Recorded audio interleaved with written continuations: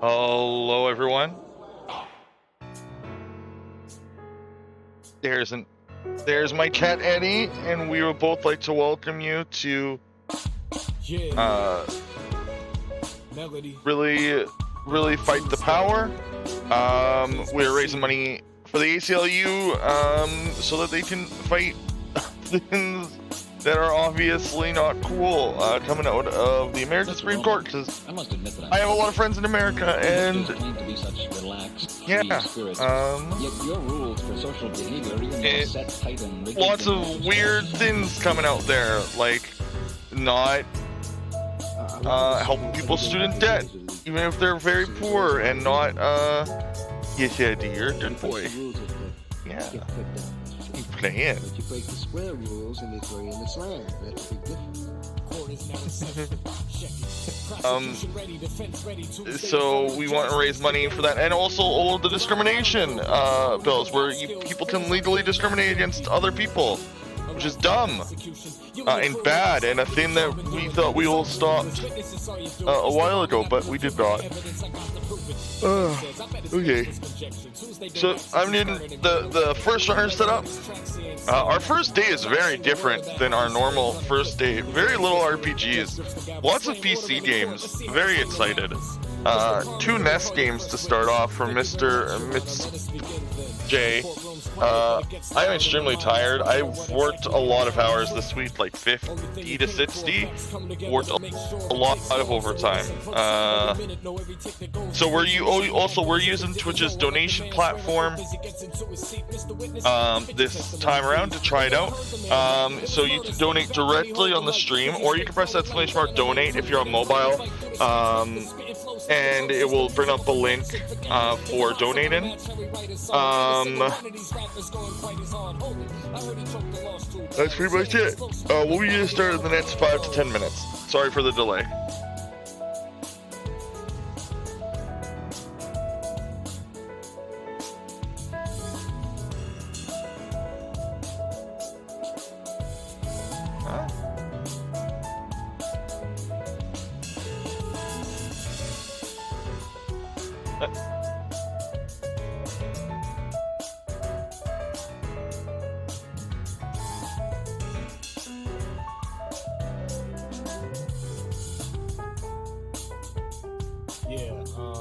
No further questions, Your Honor. Cool means something all by itself, but it's like trying to define hit. Hit in general or righteousness, You can give 100 examples of what it isn't. All the time saying what it is. Now, for those that still need to be convinced, this is from the crime scene, OC remix. It's irrefutable, solid, conclusive, gruesome. Tuesday, why'd you have to do it? Why? Suddenly he stands forth, different mood in his eyes, he seems to have transformed. The DJ was letting tracks spin like that's sick. I made that crap backflip in a casket. Bastards, you trying to play me talking about on the whackest, and how I ought to care about what they think is happening. Now, as for the crime, I ain't planning to practice. There wasn't an accident. My ears just told my brain, yo, that's it. I'm glad they found a tape to back it. I take this moment to admit I'm great at rapping. A savage that broke free from the cage he was trapped in. As they dragged him away, all that was heard was his laughing. Guilty.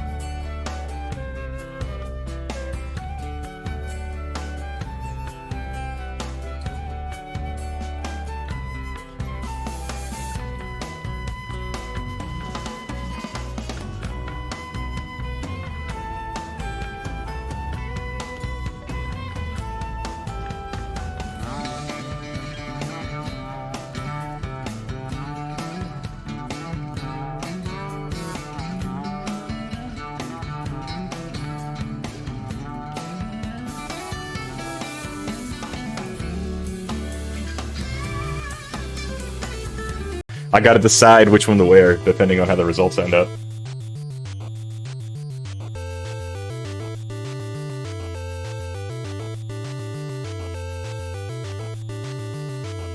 Hey, how's it going, guys? My name's mixmastapj.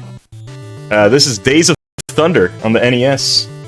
Kind of like the movie with Tom Cruise and Nicole Kidman. There's not a whole lot of story in this game. There is in the movie, obviously.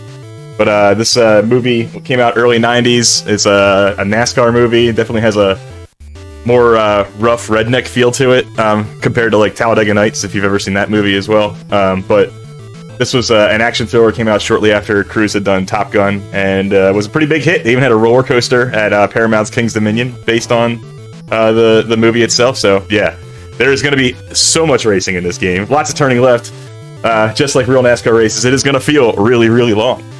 So perfect for this marathon here. This has a total of 8 races in it at 7 different tracks.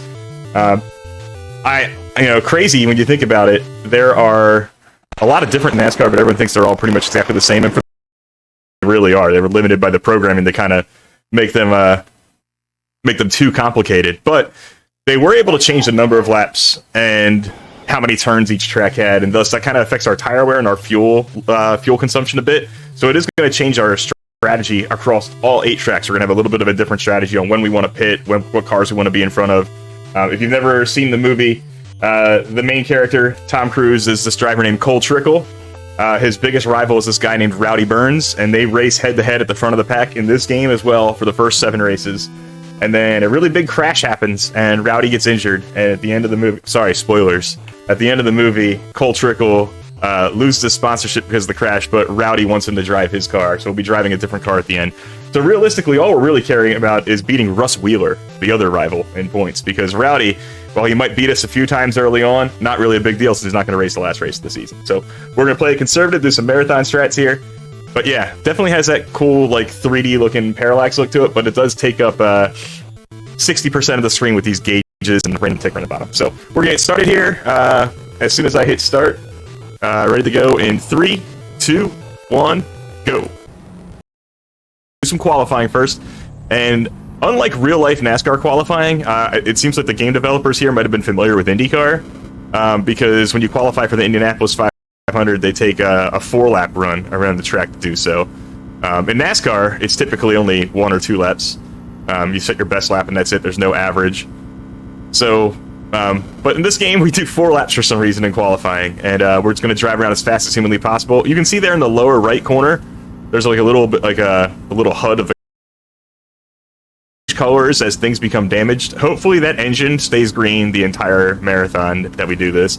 But we will get those tires a little bit yellow from time to time. The left side's being yellow really isn't that big of a deal, but that allows us to take higher speeds into the turns when we grind the wall here, kind of coming out of it.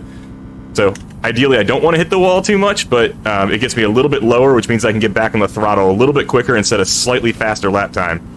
The right side tires really dictate how fast the car can go, though. So once those rights, like you see there, have turned yellow, we got to slow down just a little bit. We're only able to go about 4,500 RPMs in the turns before. We don't want to get in the outside wall there. If we get there, it'll wear the tires down and slow the car down a great deal. So we're okay with the lefts taking a little bit of wear, but the rights, they're just going to progress that way. We don't want to add anything extra to it. So we're just going to be a little bit careful with that there as we finish up lap 4 qualifying here.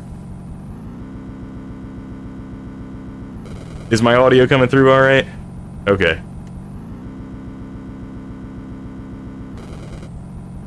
Just hop in the Discord channel, I guess, there. If there's something I could do there, to make things a little bit easier. All right, so we finished qualifying. Hopefully we start in P1.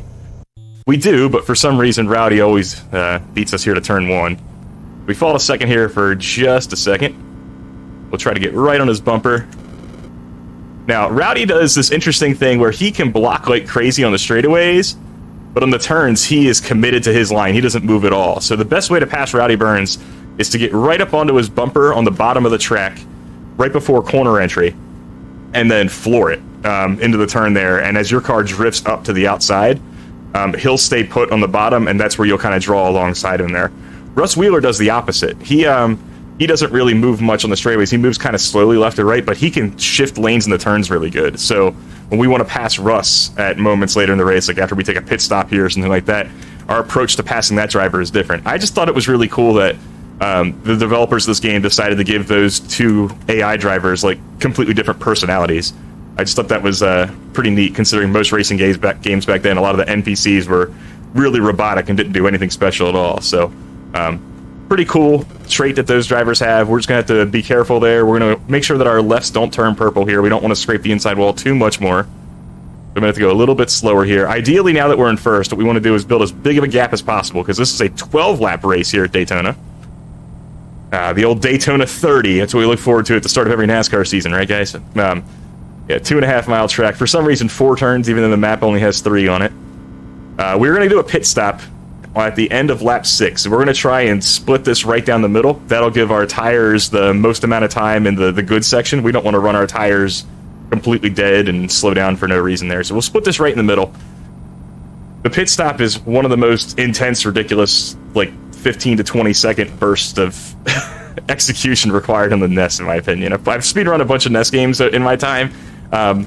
This is something that I still just like get hype about and like completely focused on, and there's so many tiny little intricate things you're managing there at the same time. So we're gonna pit next time by, so 4 more turns, and you'll see what I have to do there. I have to control every single member of the pit crew and then switch members by pressing A, perform their action by pressing B, and then run to the correct place of them with the D-pad, and still somehow change 4 tires, fill it up full of fuel, and get out of there in less than 20 seconds. So hoping for the best. We turned those lefts a little purple there. Alright, we hit the wall there to slow down a little bit faster. Alright, so we got the left sides on. We are controlling the Jackman right now. Fill it up with fuel.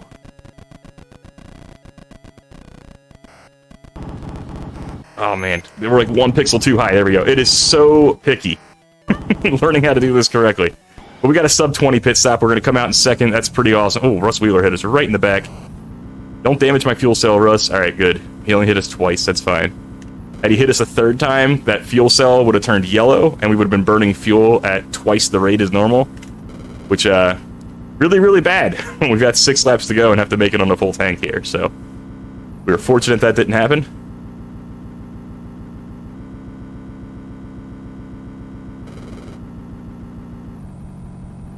There we go.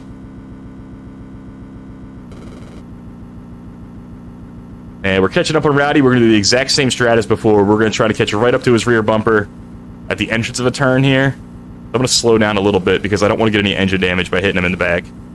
And then, oh, I got too close to him. Caught him at just too early. That's okay. And then we'll drift on his outside here. We'll do it next turn. I'm not close enough yet. That should be good. But corner exit and floor it. By the time he's able to get up to us, we're already clear of him. So we did everything we needed to there. Don't take any fuel cell damage. All right. And we did it just in time because, as you can see there, our tires turned yellow right there. So our cornering speed is reduced a bit as we have to slow down to make sure we make this turn. That would have made it a lot trickier to try and pass Rowdy on yellow tires. So in IRL racing now, it's like 15 seconds. Actually, it's less than that because they've changed. In NASCAR, they've changed to 1 lug nut, like 1 big lug nut per tire instead of 5.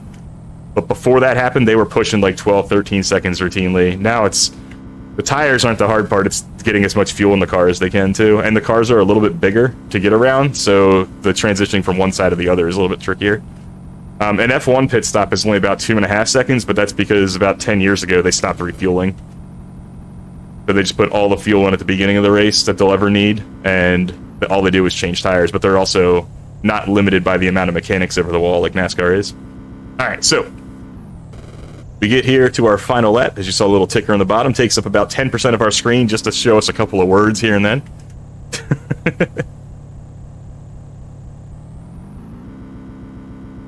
Yeah, that's insane. I don't know if they must not have taken full fuel then. I don't know how you could go through 2 cans that fast. Alright. And that's the end of Daytona. Winning the first race of the season, scoring a bunch of points, but you won't be able to see it because I'm going to be mashing through here as fast as humanly possible so that I can get to Atlanta. Atlanta, a little bit smaller of a track, just 2 turns. funny thing about Atlanta, since I've been following NASCAR and since this game came out, has gone through 2 drastic configuration changes. The first one happening in the mid-90s, like 95, 96. It changed from a 2-turn, 1.8-mile track into a like tri-oval deal. Similar to like Charlotte and those kind of tracks with the 2 doglegs, Texas being another one of those like that.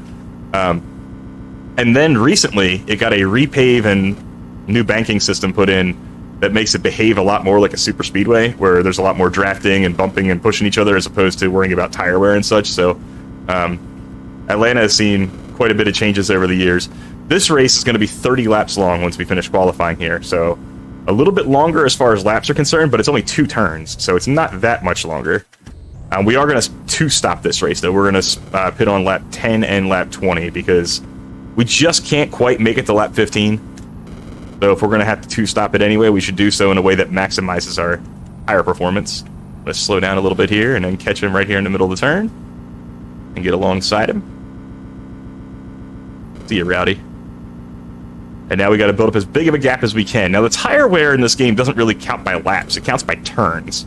So realistically, pitting on lap 10 is the same as pitting on lap 5 at Daytona, right? Because pitting on lap 10 is 20 turns, and Daytona was 4 turns, so that'd be like pitting on lap 5. Last time we pit on lap 6. So ideally here, when we pit on lap 10, our tires should be in slightly better shape this time around than they were the Daytona race.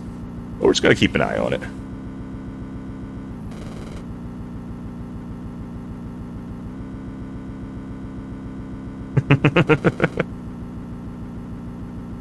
Absolutely is. Anyone watching F1 right now? I saw Verstappen had a good start on Hamilton. I saw the McLaren guys end up good. I had to leave there to get ready down here right after Piastri and Norris made their pit stop. So I'm interested in what's going on upstairs.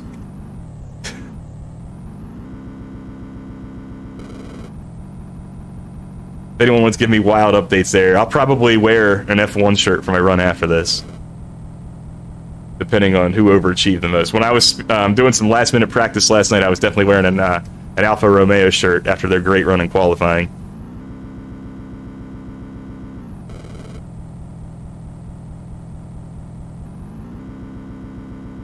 All right. Oh, the left's got purple from too much inside wall rubbing. Yeah, I don't happen to live in a state where there's I'm in the U.S., where there's too much racing going on. Sadly, I'm about 90 minutes away from anything like that. Am I going too fast? Yep, I guess we're pitting on lap 11. Lost track there in the middle of my conversation. That's okay. We don't lose much time doing that. And we got plenty of fuel. We just got to make it one more turn. We'll actually speed up here to hit this wall to assist with the slowdown. There we go. They were eating ice cream. They didn't want a pit stop yet. Alright. That. Send this guy over here. Change this guy. And change these tires. Alright, Rowdy got past us. That's fine. 18.7's pretty good, but we still got behind Russ. And whoever this guy is. They make all the other AI cars besides Russ and Rowdy exactly the same color. The color changes per race, but like every other AI car is going to be blue and orange in this race besides Russ and Rowdy. And Russ is right in front of me right now in this blue car. If you look at any promotional materials of the movie, Russ Wheeler is the driver of the 18 Hardee's car. And Rowdy Burns is the driver of the 51 Exxon car. Now, I don't know why they made his Exxon car red and yellow here. That seems a little strange to me. But, yeah. In the movie, it's black and white. Yeah, you'll try to split the laps equally, and if it makes sense from a track positional standpoint. In this game here, I do it because it's relatively not impossible to pass. But like in road racing and stuff, it does matter a bit if you can't get past your opponents if you fall behind them at any point. So, try and play that a little bit smarter. Gonna get alongside him by him? Yes. Did it on yellow tires. That's pretty good. We're gonna pit in a few laps anyway, but yeah. Because we're not gonna be able to make it to the end. Yeah, our tires won't be able to make it to the end. we're already on yellows after 7 laps.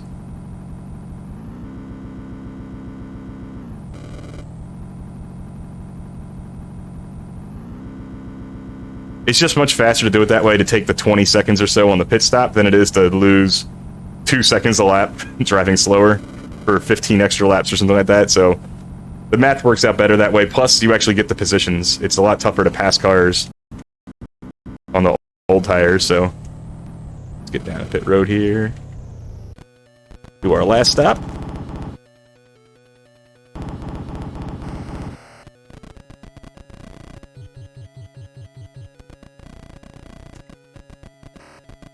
There we go. That's a good stop. The game's not smart enough to really understand what a great pit stop is, but an 18.3 there is pretty fantastic. I think my best ever is like a high 17, like 17.7, 17.8, so that was within half a second of it.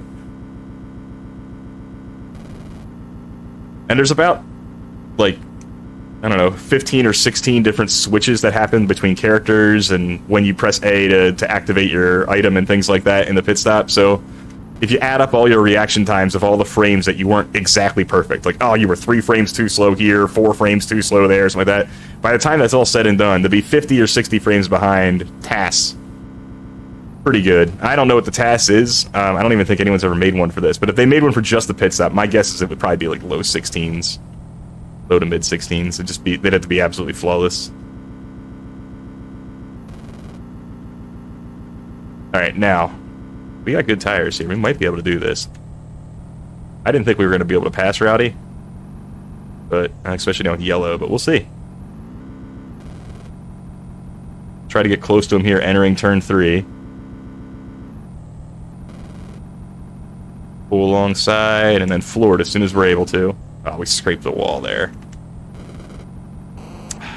Don't get engine damage. We gotta bait him as low as possible here.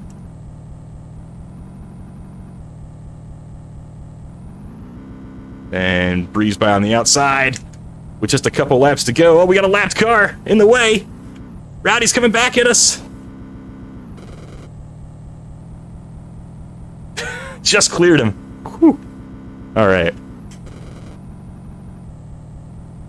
Yeah, I don't think there is one, and to be honest, I don't blame. I'm not. I would love to get, you know, strong enough and efficient enough to make some tasks for a lot of the games that I run. Most of the games that I run have pretty low populated leaderboards and don't have tasks made for them.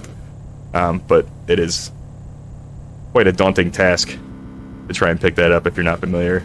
From what I've gathered so far. The people who do that sort of thing are absolute wizards, in my opinion. Alright, this track is the most difficult to get a win on. Just the way that the laps unfold and when we're going to have to pit. Talladega is the same shape and size as Daytona in this game, even though it isn't in real life. So we are going to treat it like Daytona, except it's 15 laps instead of 12, which just puts us out of the range of being able to one-stop. We really can't comfortably pit on lap 8 and make it. We'll be on red tires and low on fuel there, and it would just be pretty brutal. So instead, we're just going to 2-stop it, pit on lap 5 and pit on lap 10. It won't be the fastest way around. We might finish 3rd or 2nd here, but that's okay. Ideally, you just want to kind of survive this, not let your run die. You don't want to take too much damage anywhere along the way. Got to play it safe with the car. What's given to you here by the car and the tire wear. Yeah, there are so many great NES tasters out there for sure. I don't want to put anything else on Char's plate, but I know she would have an absolute blast. Picking up a game similar to this one, or like this one exactly, or similar to this one, where it doesn't seem like a high timing, lot of intricate execution pieces, but it is. Like trying to find the exact frame in which to dive low and not wear down your tires, and the exact frame where you can hammer down the accelerator and not touch the wall. Like, those calculations matter, and they're really fun puzzles to watch some of those wizards solve. I really like watching those people.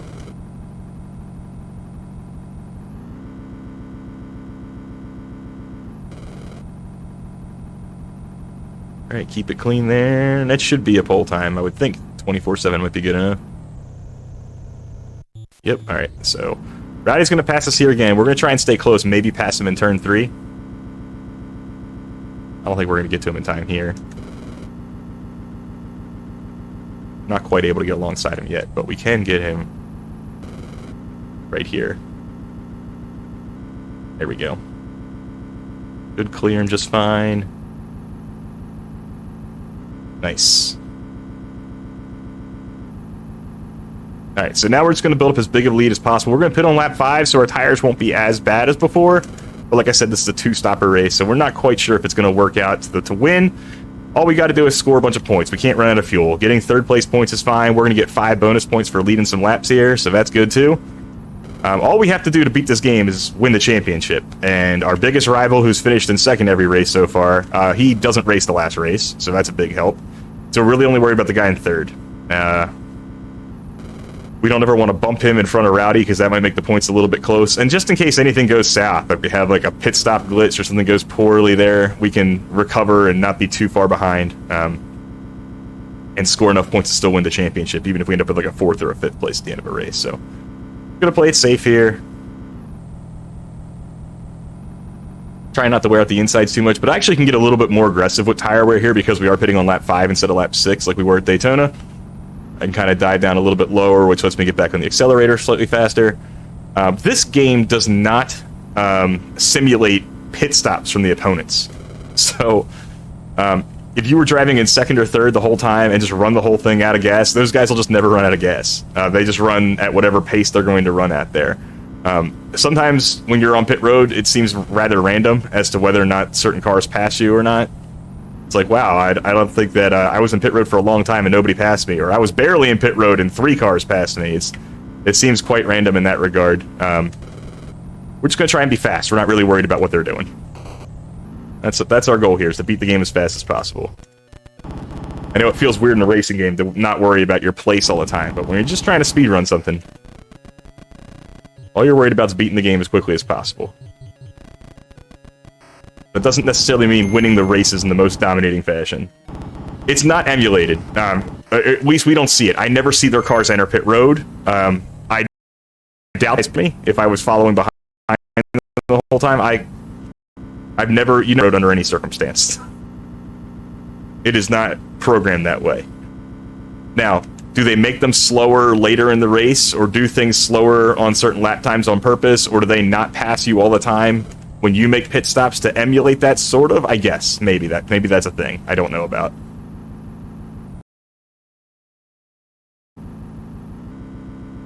Get past him here. Alright, good. Like I said, Russ does a little bit weird things there. He can move in turns, but he can't move left to right as fast as Rowdy can. But Rowdy can only do it on straightaways. So we're going to catch Rowdy on corner entry, hope to be on his bumper right on the bottom of the track. And that'll pin him down to the bottom.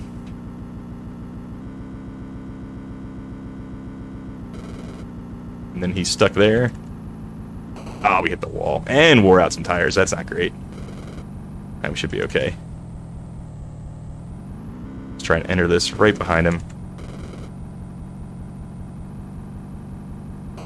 Man, his tires are in good shape. We're going to pit on lap 10 anyway, so it really doesn't matter too much. But like I said, this the way this splits out into a lap 5, lap 10 pit cycle tends to be pretty brutal on our finishing position. So we're just going to try to get the pit road here on lap 10 as fast as possible. Could even short pit here on 9 if I didn't want to get stuck behind it, but he doesn't seem to be impeding my progress right now. Although I just get purples on the left, that's not good. Yeah, let's pit now. And you saw Russ coming out there past me too. He didn't pit yet either. Oh, now he passed me. Now I'm in 3rd place. Ah! There we go. Switched to the wrong guy there. I pressed A, it didn't register the gun, then I pressed B to change to the rear tire changer. And we fall to 4th after all that. So, not too bad. Like I said, doesn't really program those. Like you can see those guys right up the road. We were running lap times at around 25 seconds, and for some reason I pitted and they're only about a turn in front of me, so.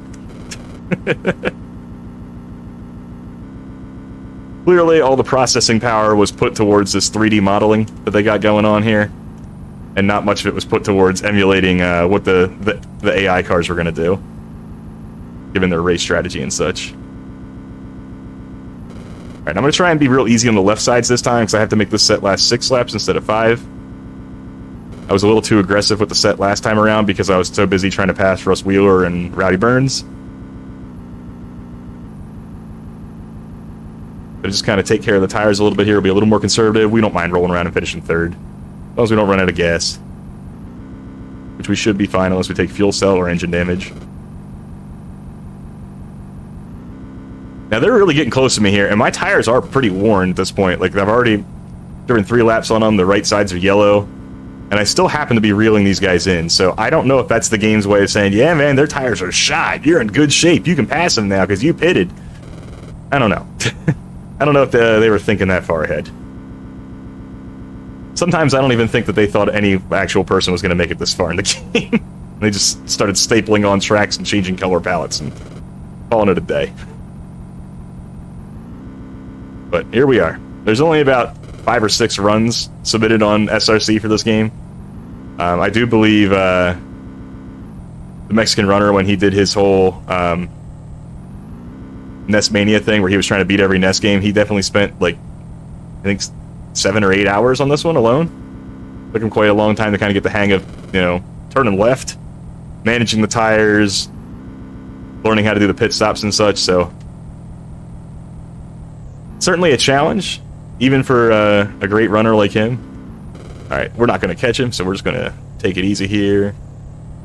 Not getting any tire wear. We'll just take a P3. Looks like Russ is going to finish in 2nd and not lead a lap, so that's going to be fine for our points. It does not. If your TV does, then I guess so. You can get one of those goofy foot NES controllers that the Tetris players use, I guess. And do it that way. Nice try, buddy. Alright, so we finished at Dega, one of the toughest tracks. We're going to go to Dover now. Dover is shaped exactly like Atlanta. However, instead of being a 30-lap marathon like Dover was, this one's only 25. And that doesn't sound like a big difference, but it makes a huge difference from fuel, because if you remember what we did at Dover Race 2, we pit on lap 10 and lap 20 and decided to 2-stop it. Dover is just within the bubble that we could pit on lap 13 and might have purple or red tires by that time, but we can technically make it. And since we can make it, we're going to 1-stop Dover instead. But that 5-lap difference is huge as far as strategy is concerned, so we're going to go for it. Now, if things start looking south, like our tires are bad, or we get engine damage or fuel cell damage, we'll pit early, we'll go to a 2-stop, it's fine. It's not like our bet is made right now, we have to commit to that plan, but for right now, that's what we're thinking. If we have to audible later, though, we will. Alright, starting up front again, Rowdy's gonna get by us, that's fine. We gotta make these tires last much longer than we expect, so take care of them. Not gonna floor it here, I'm just gonna get close to Rowdy. A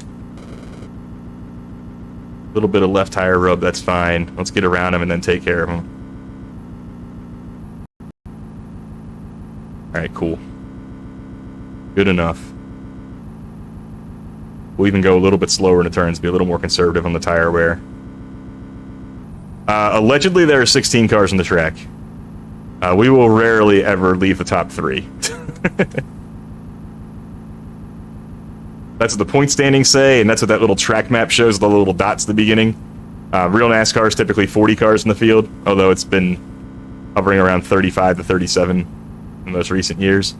But they do put them there. Now, if you're in the lead, and you go into pit stop, and then you just like, that was a bad pit stop, I'm just going to walk away from the nest for a while and come back later. You'll find that you never fell below 8th.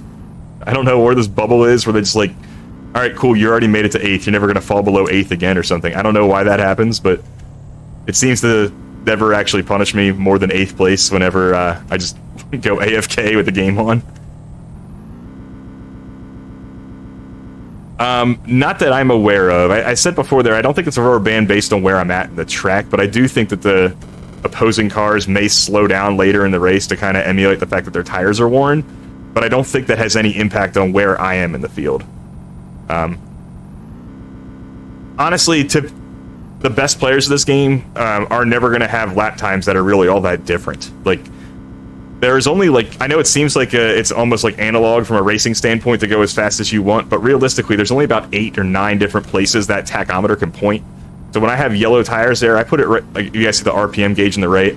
I make sure I go into the turn and put it so that, oh, now it's turned purple, so now I want to put it around 3,000 or so. But when they're green, I can put it at 6,000, and everyone puts it at 6,000, and everyone's going the exact same speed, and everyone's setting the exact same lap times. So it's not quite like a Mario Kart per se, where, oh man, they took this turn a little bit sharper here, so they finished like 0.02 of a second further ahead. They must be god tier. Now this game is like very decision tree based almost, where there's like a very finite number of lap times and things that can happen. So there's not really that kind of level of complicated rubber banding going on where they're making the computer 1% faster this lap or something like that. I think there's very rigid guidelines that it's set to. So, all right, we're gonna box this time here before our tires turn too much worse. Go into the wall, turn them red, that's okay. But we go into the wall there because it slows down the car faster than trying to hit the brake. So it lets us stay top speed for longer, and then we stop faster, which means that we get in the pit road faster. Oh, change the tire, dude, don't... There we go. It was a good pit stop. But we're still in first for now. Where's Rowdy? Is he passing us? Is he gonna hit us? Smooth sailing, look at that. Coming out here, lap 14, nobody passed us. I guess we're supposed to pretend that he pitted as well. Or maybe we had such a big lead, but yeah. But yeah, you have to go a certain speed. If you enter pit road too fast, you just drive through it. I did that earlier in the run by accident. So I will floor it as fast as I can there, which would be going way too fast to take pit entry, but then I just drive it into the outside wall, which slows me down faster than my brakes would. So I use that, because I'm going to change tires anyway, so might as well just drive it into the wall, and I'm going to change those tires, kind of spend those tires up to slow the car down instead.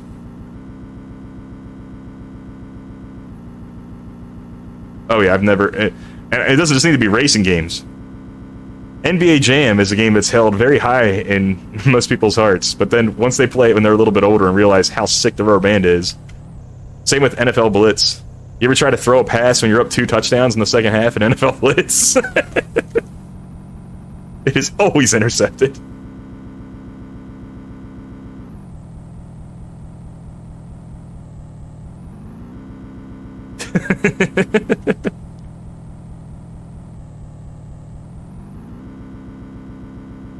McDonald's is a different NES game that they sold the rights for. Not this one, sadly. This one, the only brands that we see are City Chevrolet, which is who we're sponsored by.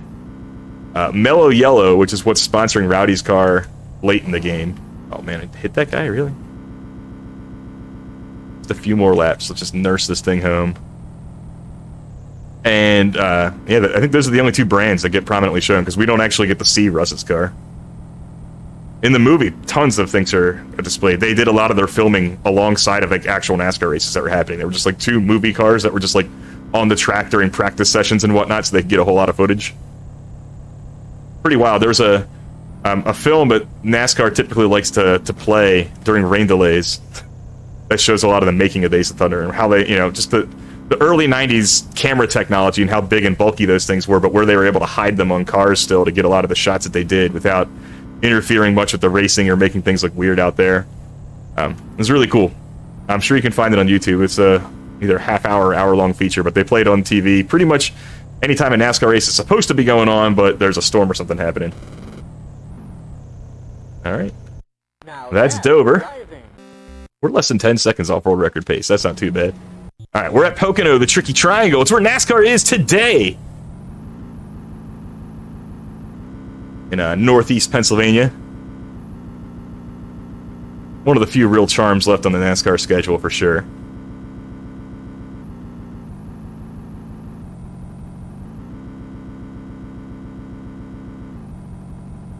Now, this Pocono version has 3 exact same turns as every other turn in this game, so it's not made particularly complicated. However, the real Pocono, I'm not going to get these wrong, I don't remember them exactly. But I believe turn 1 is like copy-pasted from Texas World Speedway? Riverside Speedway? Somewhere it's defunct now. It doesn't exist. Turn 2 is a copy of Indianapolis Motor Speedway. And then turn 3 is a copy of another turn somewhere else. But it creates 3 very unique turns in the track, so your car can be really set up for 1, 2, or 3, to be, you know, maybe being good at 2 of them, and giving up a lot of time in the others, which really kind of puts a lot of strategy in the mechanics' hands there to kind of adjust the car for where they think being the best is going to be most advantageous to them. Typically turn 3 is, but that's going to be the one that's toughest on the drivers anyway. Alright. Rowdy gets off to a little early lead here, but that's fine.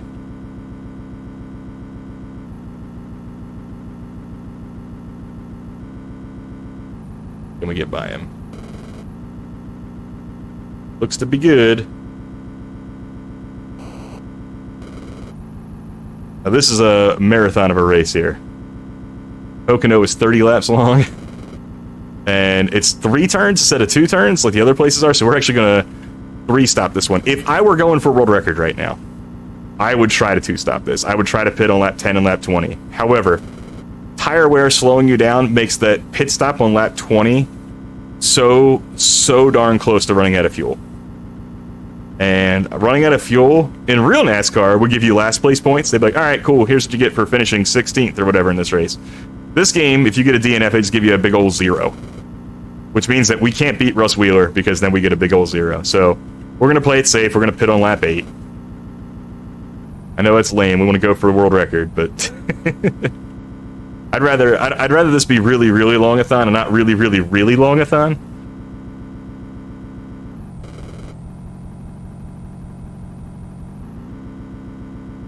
Don't want to have to restart the whole championship all over.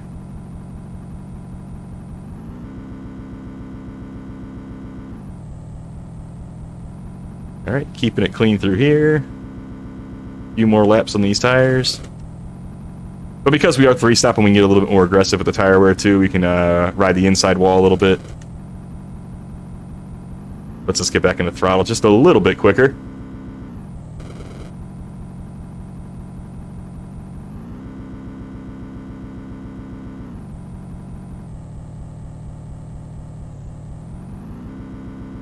Alright. And right sides are purple, which means we gotta go down to 3,500 RPMs in the turns now. Just so we can make it. And we're gonna box this time around. So 3 more turns, we'll hit another pit stop here.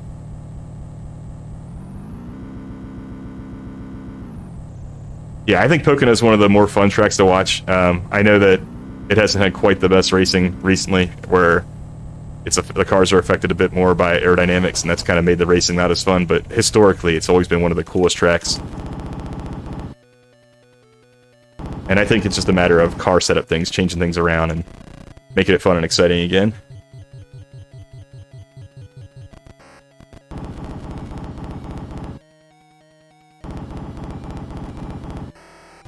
Great pit stop, 18.3. Alright, we're down the second, that's fine.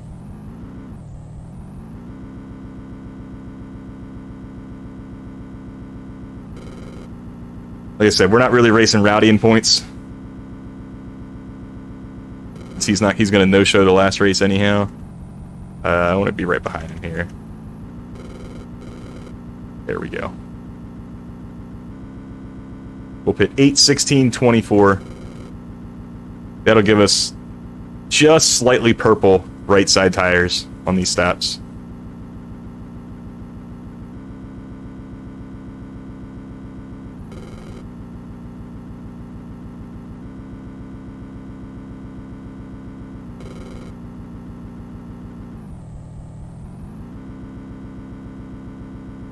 It'll be interesting to see how much time I actually lose here, based on the world record by 3-stopping instead of 2-stopping. Because if I recall correctly, I did have to stop again in the world record run anyway, because I took a little fuel cell damage and had to get like a little splash and go at the end. I didn't have to change tires in the last lap, but I took like a gallon of fuel just to make sure I made it. Now, obviously, that third pit stop's going to be much shorter than this one, but with my tires being so much better, I wonder if that made up the difference. I'll have to see that here and check the VODs later, because I haven't done too many 3-stop runs. Once I realized you could start 2-stopping, almost all the world record grinds were always 2-stop attempts, and if things went south, boom, reset. And that was that. So, as you can imagine, like I said, not the most crowded leaderboard, not a lot of data gathering.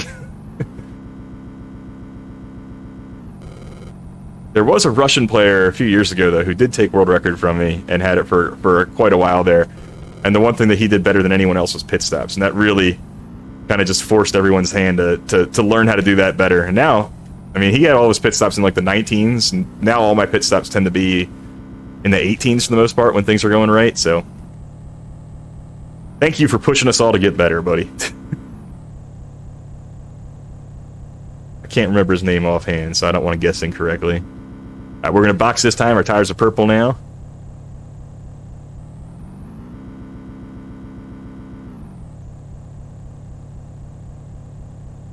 Alright, take this last turn full speed on exit so we can hit the wall and slow down faster that way.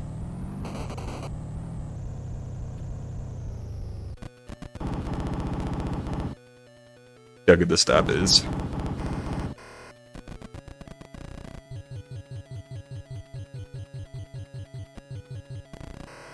Ah, grab the jack! Okay, it's gonna be like a 22-second stop or something. That was terrible. Just absolutely terrible. I'm trying to, man. Oh, that was slow. Fell back to P2 again. We still got one more stop after this, but we're in front of Russ. That's all that matters. It looked like that P2 tick happened around 15 seconds or so, which we were never, ever going to get out in front of. So. But this leader also doesn't look like he's 5 seconds in front of us, so it doesn't really like program that accurately, like I said before. So I think he was going to be there no matter what. Thank you so much. I'll be around for one more right after this, too. But yeah, this marathon's going for a really, really, really long time for a really, really, really good cause, so. If you haven't already, check out the Twitch donation implementation there. Great job by everyone getting that working. And getting this organized and set up so quickly. It feels like it was not even a month ago, but when Zell was pinging everybody there, hey, I want to do this. And there were a lot of people immediately who were like, yes, how can we help? And anyone who's done anything like this before knows how much work is ridiculously done behind the scenes, whether it's with all the setup and the tech things or just getting that many people interested and getting the word out there. It's really awesome to see that kind of turnaround from the community and all the work that the admins put into putting this on. I guess at this point, probably not, but it would be hard for anyone else to do so. You have it down to a science. Okay, fair enough. Just because it's easy for you, I don't want that to become a reason that people diminish how much work you put in. Because it would be incredibly difficult for anyone else.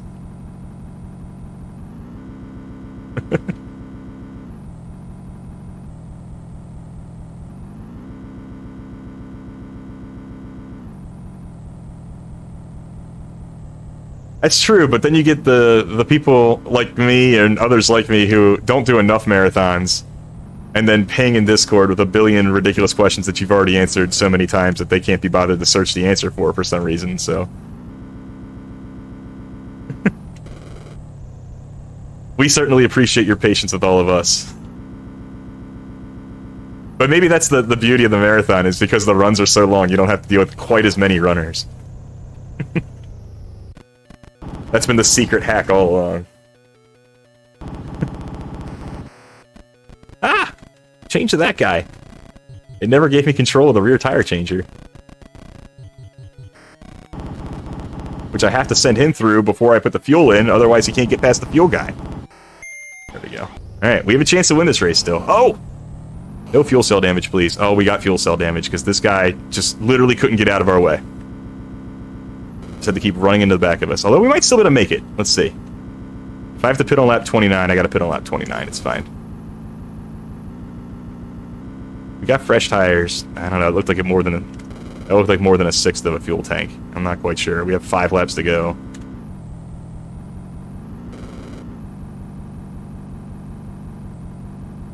Lure you down here, dude.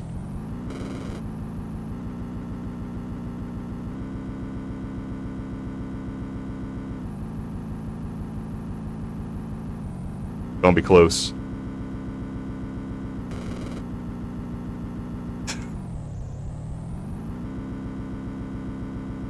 That is quite the hack.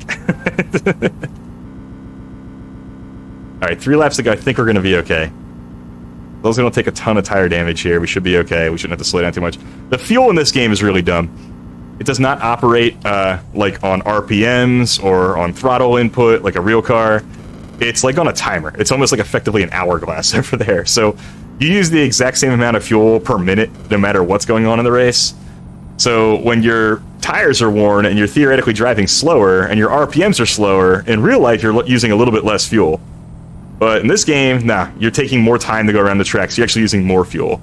Your mileage is worse. So that's a frustrating aspect for sure. But we got 3 more turns. We should be able to make this here, even with our tire wear, even with our fuel cell damage. You can see how much we were able to go more than 8 laps on a tank the first 2 stints. This third one here, though, after the third stop, look at that. We're almost out of gas if we're only going 6 laps. So that fuel cell damage definitely makes a difference, but not today, it doesn't. So we're across the line here, win the race. Okay, so the 3-stop strategy also, we only lost about 6 seconds there. Alright, we're at Michigan. This is a 2-mile track. Typically, it's one of the fastest in the NASCAR schedule because tracks like Daytona and Talladega, which are built for cars to go faster, and historically have had the cars go faster. In the late 80s, they implemented this thing called a restrictor plate. And what it did was you'd put that in the air intake of the car to limit the amount of air that could go into the engine, which would prevent the engine from running full power. And that's because of a couple really bad crashes at Talladega in the late 80s where cars were flying in the air and hitting a catch fence and putting fans in danger and stuff like that. They tried to limit the speeds there a bit. Well, they did that successfully. Obviously, the cars still got developed aerodynamically and were made more efficient and lighter, and they were still able to go faster at the other tracks that didn't get these restrictor plates. And Michigan was one of the tracks that seems that benefited the most, where it's probably the fastest track in the schedule that doesn't have that restrictor plate. Now, the restrictor plate racing in itself is really exciting for fans. It's when you watch races like Daytona or Talladega and the cars are kind of running in a full pack. If a car is running 2 horsepower faster than another car, the draft more than makes up for it. Like being right behind someone, the air lets you draft up right behind them, and the turns are banked so well that you just stay full throttle. Michigan's not quite that powerful, so the cars don't get quite as big of a pack because they do have to slow down for turns, and the cars with the better aerodynamics, the better turning ability, they're able to make their way to the front instead. But yeah, Michigan, the cars still go faster than they do anywhere else, although that wasn't the case in the 80s. The fastest lap over is still like Bill Elliott, Talladega, 215 miles an hour. But that was pre-restrictor plate days.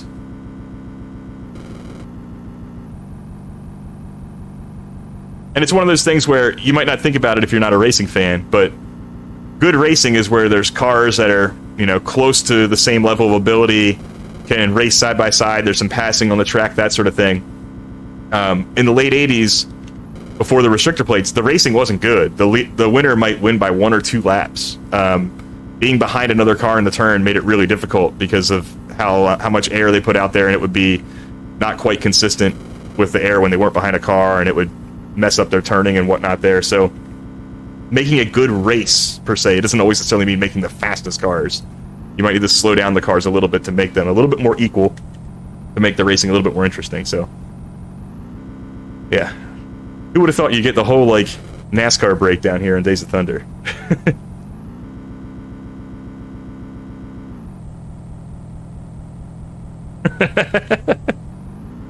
I hope you had that alert set to something.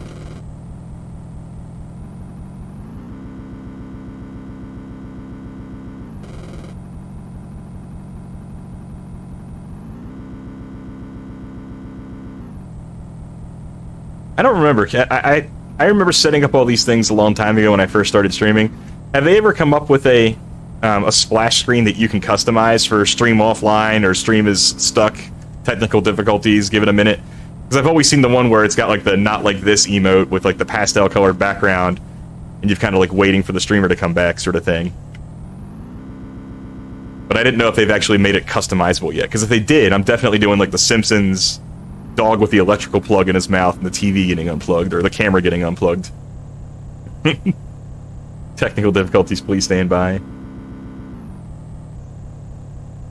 That's a default Twitch thing? Okay, I figured as much. I didn't know if Because recently what I saw on someone else's channel that I had never known about, I didn't know you could start naming, like, the bit badges. Like, they always just used to say cheer 1, cheer 100, whatever. Now you can put whatever the badge name is in that. That's a new change. So they always seem to find new ways to customize things. Obviously, the animated emotes a couple years back, whatever, big deal too. Just always interested in seeing what's out there. I wouldn't have been surprised if they were like, oh yeah, you can have your own customized technical difficulty screen now. Ah, okay, gotcha.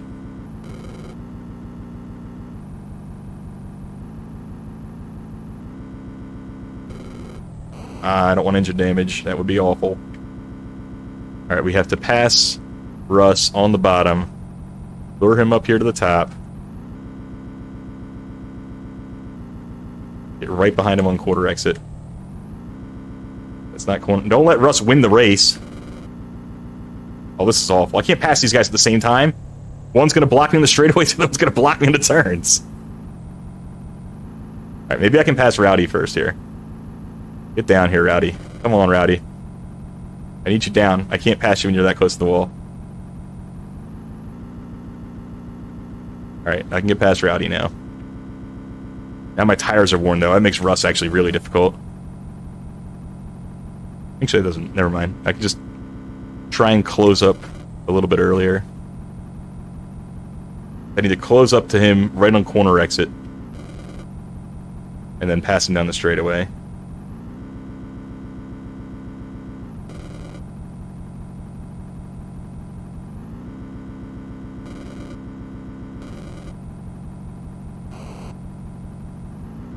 Got the wood chopped. 2 laps to go. And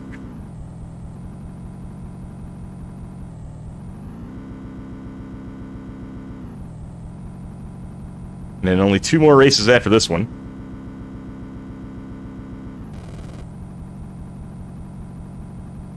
After this we go to Phoenix, and then we go back to Daytona, like I said, in Rowdy's car. So this car does not drive any better or worse. The only thing that's like markedly different about Rowdy's car is how it looks, and you really notice that when you're making a pit stop. Because a lot of like the visual cues that I use for when I can switch characters and when I've traveled far enough to trigger the animations that I need to, they're in different spots because Rowdy's car is painted so differently. Now Alright. driving. Done with Michigan. Let's mash, mash, mash, and get to Phoenix.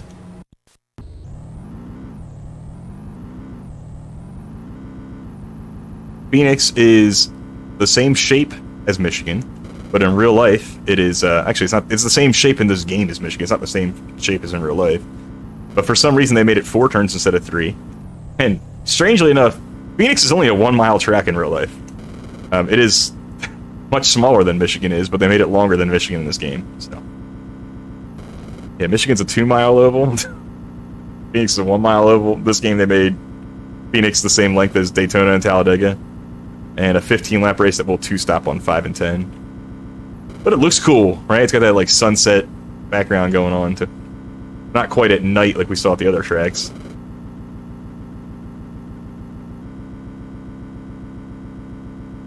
Yeah, 2 more races here at Days of Thunder. And Cole Trickle can be crowned your champion. Hopefully. All goes well. We're gonna bring it all home in one piece. Yeah, a couple other things NASCAR has this game doesn't. Cautions. Crashes. I can run into the wall and damage my car a whole lot, but I won't actually spin out or anything in this game. Which is strange, because that was like a huge part of the movie.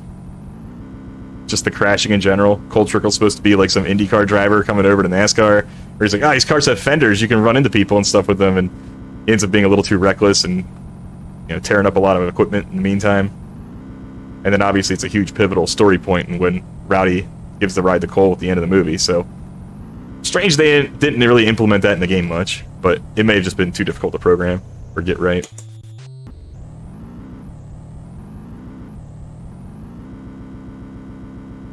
Alright, let's try and set him up here if we're out of turn 3, maybe.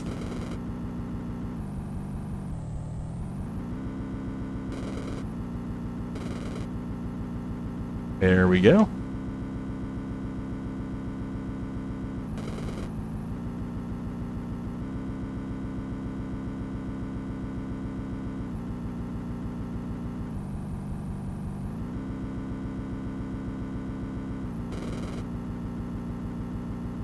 Good enough. Alright, so we gotta make it to lap 5 on this set of tires. Once that's done, we'll take 4 tires and fuel, get to lap 10, call it a day. Now, one thing that I've always wanted to try to do, it would probably require a task, not necessarily me.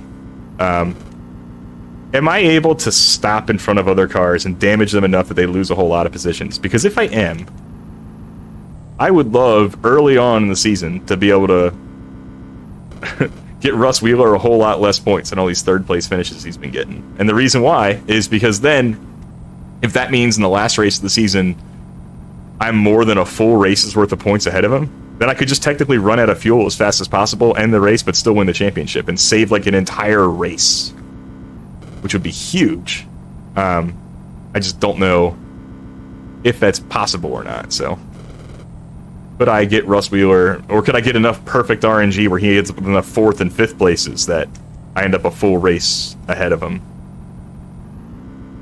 And I could skip a 30-lap Talladega or Pocono race or something. Gotta be considered. There's gotta be a way to do it, I think, but I feel like you can definitely get the cars to fall back in further positions, but yeah.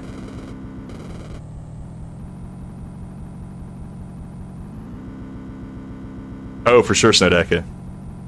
I mean, I definitely play music when I'm streaming it. Like, I can't do it too long, but yeah. Oh no, we drove through, we're going too fast. Didn't get in the brakes hard enough, that's alright.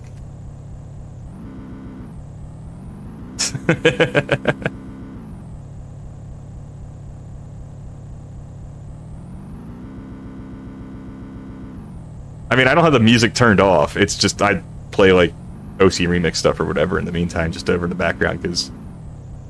Especially when I'm doing, like, save states and doing the exact same sounds over and over again. Ah, we're gonna lose this position because our tires are red. That's alright. Can we, grab the jack? There we go.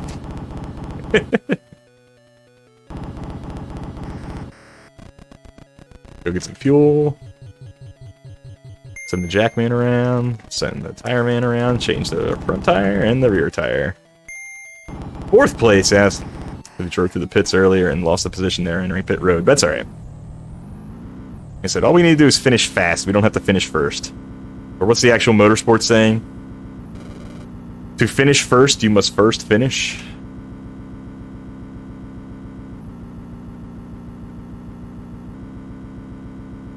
Yeah, I actually used to stream a whole lot of other racing stuff too, not just video games, like retro game style stuff, but I still do a lot of iRacing stuff in my spare time. However, my everyday job is not conducive to a lot of profanity on my stream, and plenty of voice chat things or teammate conversations and whatnot would use language that I didn't want clipped, and then, you know, student or parent overhearing it and using it against me for whatever reason, so... Stop streaming the iRacing stuff so much. This is lame, but a necessary thing for me to do.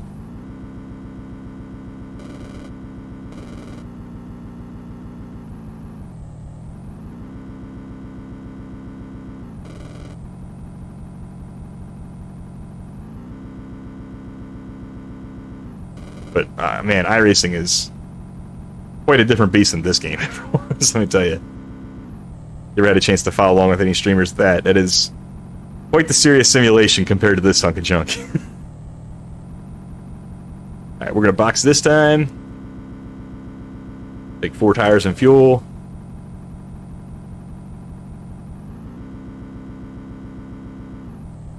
And that'll be our last stop of the race. Slow it down. Actually hit the pit stop this time. There we go. Look, Russ Wheeler still hasn't passed us yet, even though he passed us on track. There it is.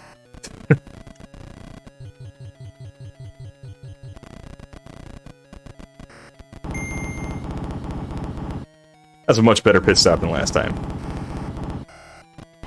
And mid-18s is fine.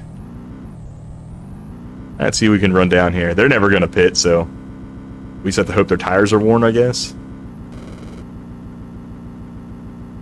Like I said, we've won enough races. We're so far ahead in points. Once we finish these top 5s, it should be fine. We have this race and one more at Daytona, and we're done. You're out the door with a championship trophy, hopefully.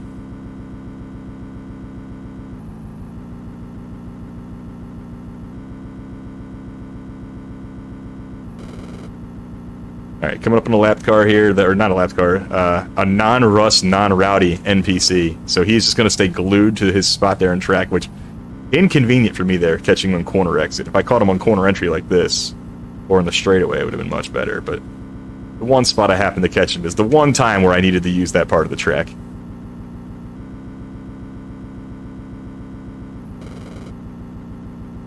Alright, we'll try to set Russ up here. We're going to try and catch him right on corner exit.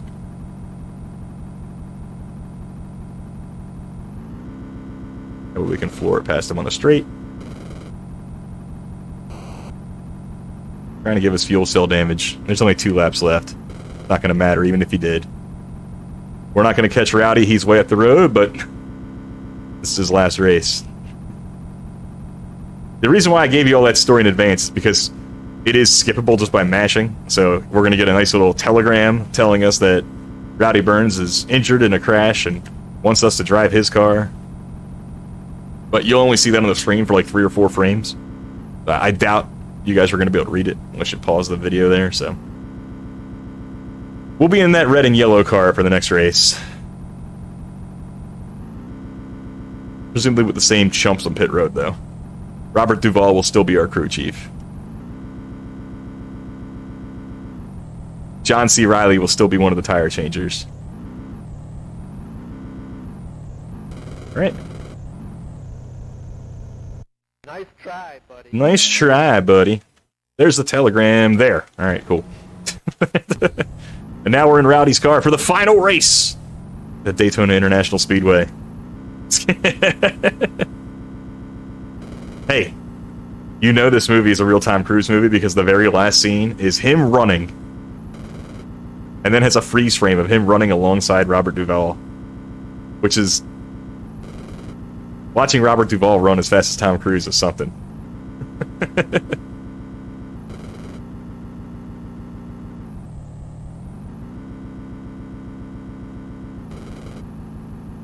I don't know about cyclists, but I know about the weird religious stuff, which kind of sounds like cyclist if you added some more syllables, I guess.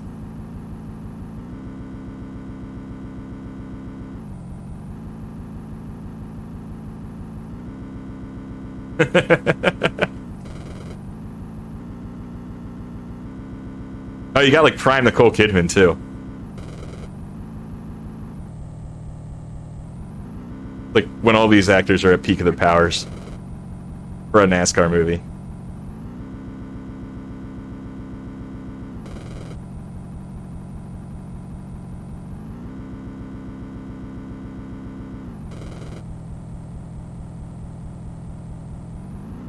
I have not, but I would be interested in seeing that. To be honest, I'm actually not quite the movie buff that would probably get all the jokes that they would probably be implementing there.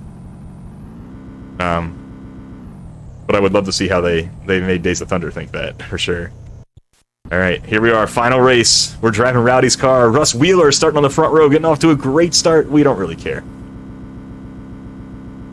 We're gonna run him down anyway here. Oh, he blocked us. Gave us a little engine damage there. We gotta catch him on corner exit better. Set him up this time. We dive to the bottom. Can't get past him here. Russ is driving the race of his life, trying to win his first race of the season. Trying to ruin the nice, heartfelt story of Rowdy Burns' car winning with Cole Trickle behind the wheel.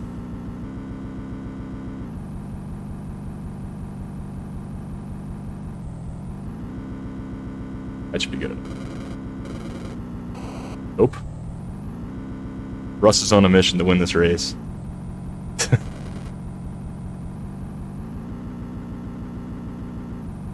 Trying to drive exactly the same speed as him. That way I can exit the turn right near him. But then as soon as I did that, my tires turned yellow, and that threw off my driving line.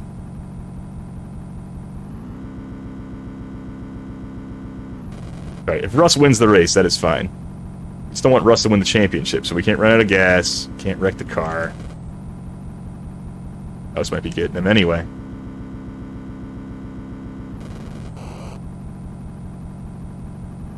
Oh yeah. That's what you get.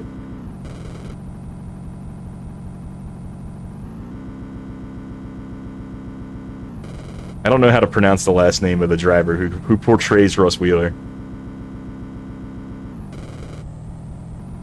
But his name is Kerry Elwes, I think. I always know how to race Cole. He always tries to pass around the outside. Alright, he's going high. No, he's going low! No, you cannot customize your car.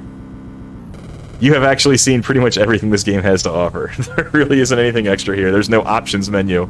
You can't change the controls. You can't... can't do anything. You can change your tires on pit stops.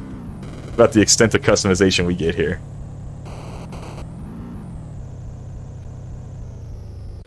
But there's our car now. Look at Rowdy's car. It's red and black, sponsored by Mellow Yellow. Even though Mellow Yellow's green, never mind. Oh my gosh! Why is your crew so terrible, Rowdy? I appreciate that. I will definitely look at that later. 4th place! Oh no! Rowdy Burns is rolling over in his hospital bed. That was our last pit stop of the run, by the way. We're gonna be getting up here soon. 12-lap race here. Time will be when the screen transitions after this race car thing to me, to him saying, "Nice try, buddy," presumably because I'm not gonna win. Unless I'm able to run down Russ Wheeler here, which I doubt. But you never know.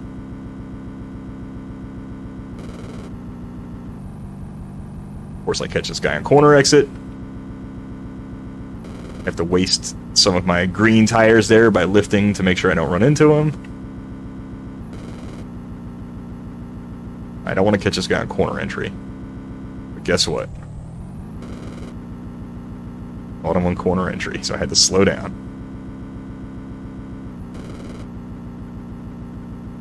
Now we're catching him. We got yellow tires now. I don't think we're able to pass him. We only got about 12 more turns to do it, and some of those tires will be purple during that time, so...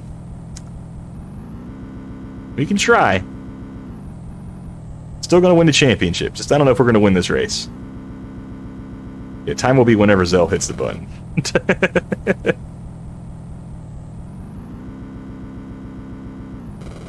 But it shows it so well in the car HUD right there, as well as the Days of Thunder logo taking up 8% of the screen the entirety of our driving for no reason. Just in case you forgot what game you were playing.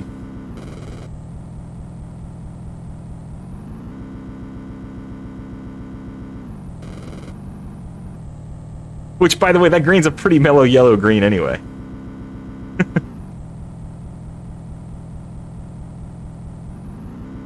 Yeah, the yellow tire's just making it too tough to gain enough time here. Oh, now they turn purple. Yeah.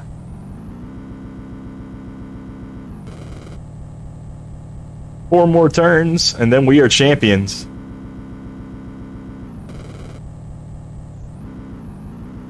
Yeah, we're not going to catch Russ, but that is alright.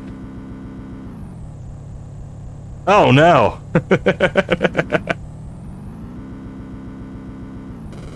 Oh, we might run out of fuel.